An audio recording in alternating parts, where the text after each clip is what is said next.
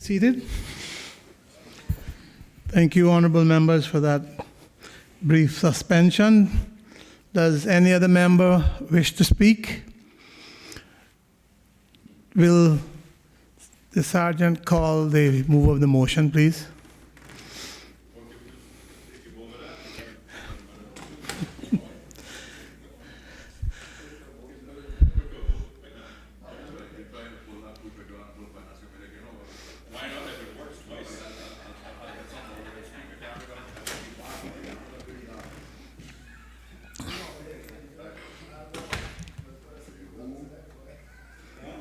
Does any other member wish to speak? Last call. Does any other member wish to speak? Mr. Speaker. If not, Mr. can Speaker. I call the... Sorry, Honorable Premier. Your attention. Sorry, Honorable Member for Finance, Minister of Financial Services. Yes, sir, Mr. Speaker. Sorry, I was trying to get your attention there, but thank you. I was standing, but I didn't see you. that's okay. Mr. Speaker, my contribution will be very short to this motion. I rise primarily because one of the issues that is, or I guess the subject matter being the Cayman Islands Fire Service now falls under my remit as Minister with responsibility for Home Affairs. However, as was very ably articulated by the Deputy Governor, as well as the Leader of Opposition, that remit does not include, in essence, the hiring and the firing and personnel-related matters as such. Nonetheless, Mr. Speaker, and I think that is, as was put by the Honourable Leader of the Opposition when he said, motions like this puts us elected members in a difficult position because we have clear responsibilities to the electorate, which has entrusted us to act in their best interest. And part of that is to advocate for issues that are of concern to them. And Mr. Speaker, as the mover of this motion indicated, these are concerns of not only his constituents, but I would dare say all of our constituents. Opportunities for Caymanians, and in particular, opportunities for Caymanians in the service. But, Mr. Speaker, as I said, I am here to represent the government as it relates to what we are responsible for in this regard. Mr. Speaker, our primary responsibility as legislators in this House is to create legislation which is informed by the policies of the government at the time, and that is to carry out what we perceive to be the mandate of the people.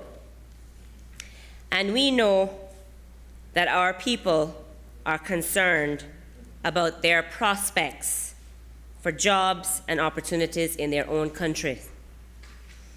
Mr. Speaker, I want to speak unabashedly and say, certainly on behalf of myself, and I would dare say on behalf of every member of the government, but also every member of this chamber, we want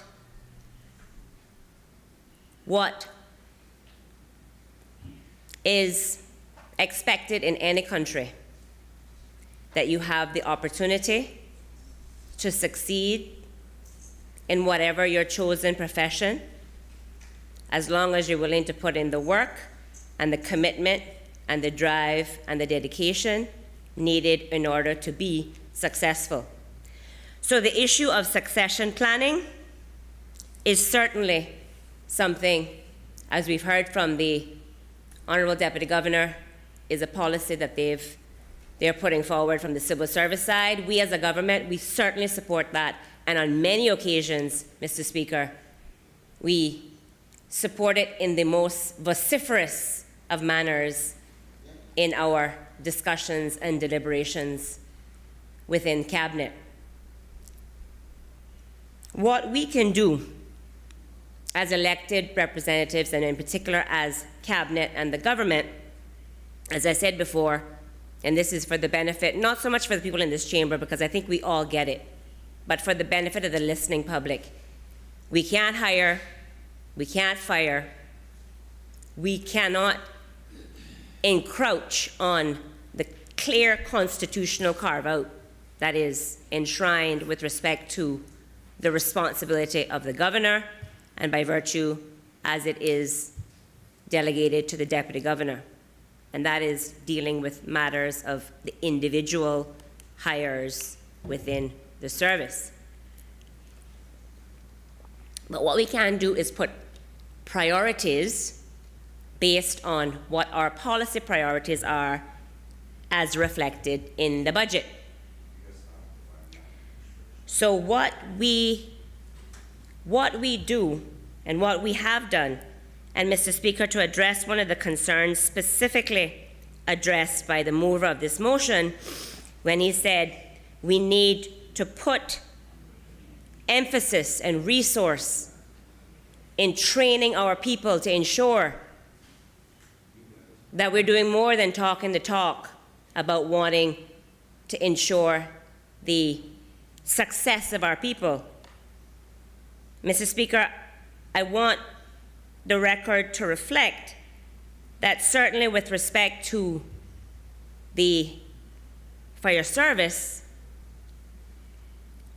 as it relates to budget and the importance of training and development, as is reflected in the budget that was approved in this Legislative Assembly, the budget first put forward by the government, clearly indicates and shows the importance that this government places on training. Mr. Speaker, the fire service, just in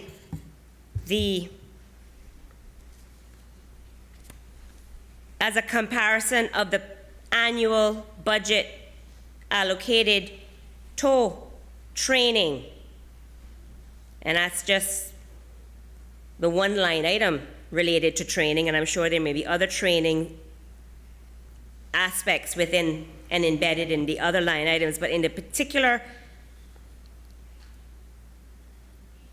provision allocated to ensuring that there is sufficient resources to ensure that the members of the fire service are trained, there was at least a 34% increase in 1 year over the January to December 2017 budget, which was that of $240,000, to January 1st to December 31st, 2018, to 321,000, roughly 322,000.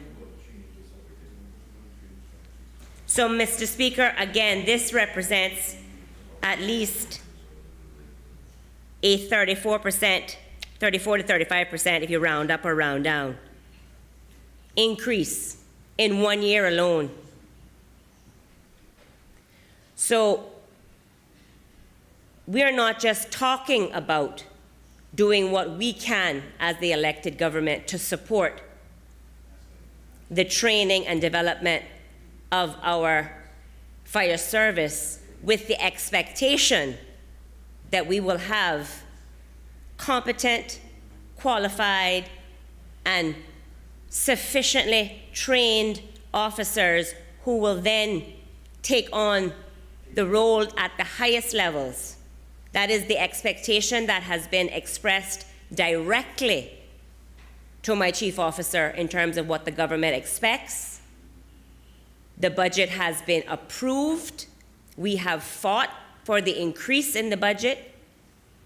As minister, I presented the plans to my colleagues approved, and the budget has been allocated. That was just the one line item. There have been other increases for the fire service reflecting other areas of deficiency. So as it relates specifically to the area of the fire, again, keeping my contribution narrow to the remit that I'm responsible for, we are certainly aware, as the mover was and indicated in his contribution, that there are some concerns within that organization. We are looking to address those concerns head on, and certainly as the government, the elected government, we have put the sufficient resources behind to get the job done.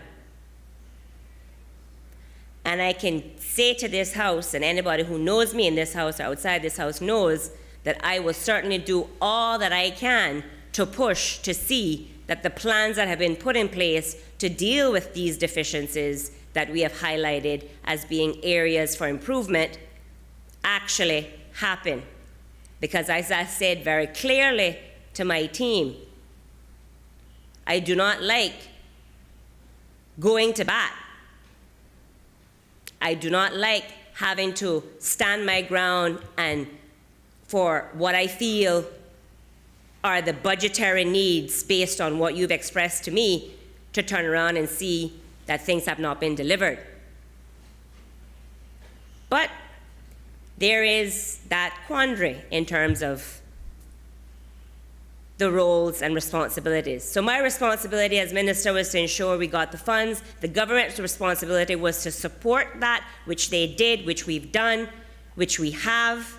It is now the responsibility, as the Deputy Governor has said, with the working of the portfolio of the civil service, the staff of the ministry, and the department themselves to carry out the plans.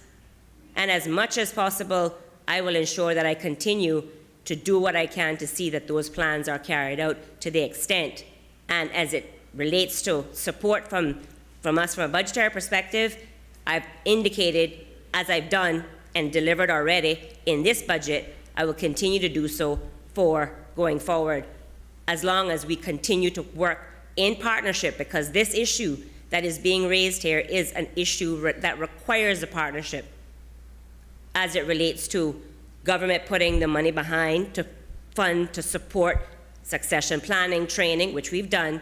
Now it's up to the staff, the civil service to do their part in carrying out the mandates which they know needs to be done. Mr. Speaker, I also want to highlight and say that it was interesting to hear from the Leader of the Opposition when he spoke to what he hopes to achieve, or what he would hope that the civil service achieve, is doing this gap analysis as it relates to the individual positions, looking at what and where the deficiencies lie and what should be done, I guess on a case-by-case basis in order to deal with that. And again, on that point, I just want to inform this chamber that as an outcome of the review that was recently completed with the assistance of the external advisor, working closely with the ministry and the department, the fire service, that is exactly what has already started to happen. That's exactly what is planned with respect to having a gap analysis on the capacity and competence identified on a position-by-position basis, with targeted training being put in place or intended to be put in place, and as I said, the budget is there to support that for the officers who require it, and that there will be greater focus placed on the development of a comprehensive promotion strategy with the clear criteria for advancement and succession planning. That was the policy steer, which was given very clearly to the ministry, and that is what has been built into the plan of action as it relates to the work in the Cayman Islands Fire Service. So, to the Leader of the Opposition, just to say that it was comforting to hear you echo and, in essence, support exactly what we have now started to do and intend to do in this coming administration to address some of these, what we all know to be long-standing concerns in the fire service. So, Mr. Speaker, again, I could say more, like to say more, but it's one of these situations where you know you have to speak with a level of caution, but at the same time, I want my colleagues in this chamber on both sides of the aisle, as well as my constituents in West Bay South, many of whom are members of the Royal Cayman Islands Fire Service, many of whom I know personally, many of whom I interact with, some of whom I should say I interact with quite regularly, that we will do what we can as the elected government, and certainly I will do what I can as the minister with responsibility in this area to continue to advocate for the necessary budgetary support, and I will continue to do what I can to work with the team in the ministry and in the department to hold them accountable as best as possible for delivering on what we know needs to happen to address some of these issues.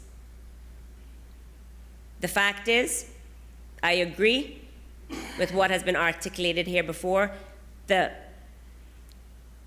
Every job in this country, the way our laws are structured, the immigration law, the premise, the policy of the law, every job in this country should be for a Caymanian unless a Caymanian is not available to do that job. So that is the policy steer that I also feel we need to be careful when we actually just decide on cherry picking certain positions as to what message you send about other positions. I also recognize, and we are not the only country grappling with this issue of globalization.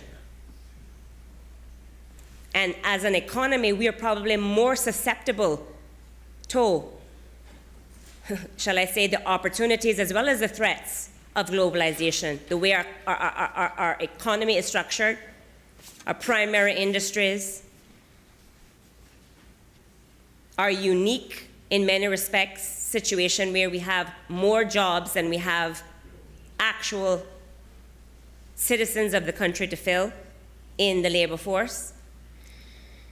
So, by very virtue of our existence and how we have defined ourselves, because yes, this didn't just happen in happenstance.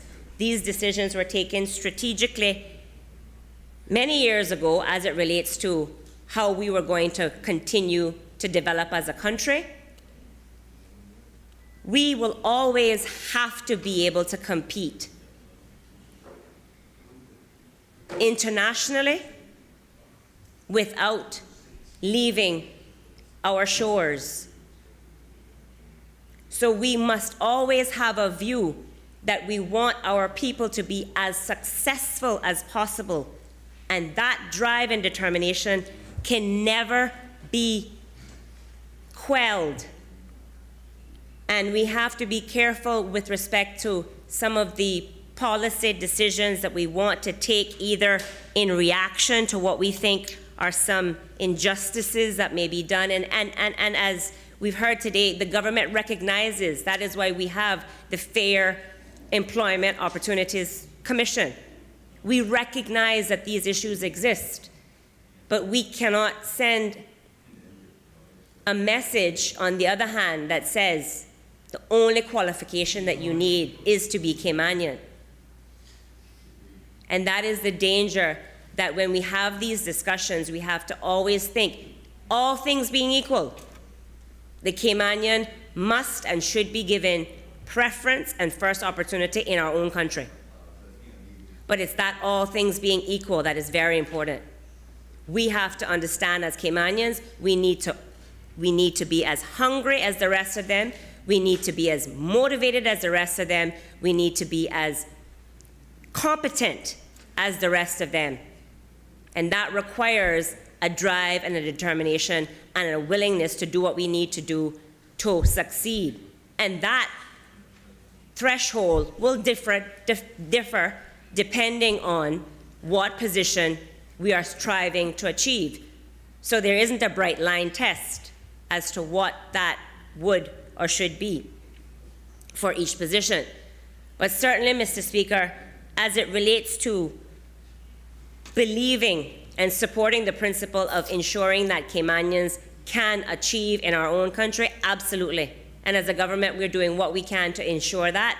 And as it relates specifically to the fire service, as minister, I will continue to push to see that the hard-fought budget that we approved is actually spent in the ways it should be spent to deliver on what the government's mandate is, and that is to address some of these shortcomings, which includes training, development, and promotion of our people. Thank you, Mr. Speaker. We will take the evening suspension until 7 p.m.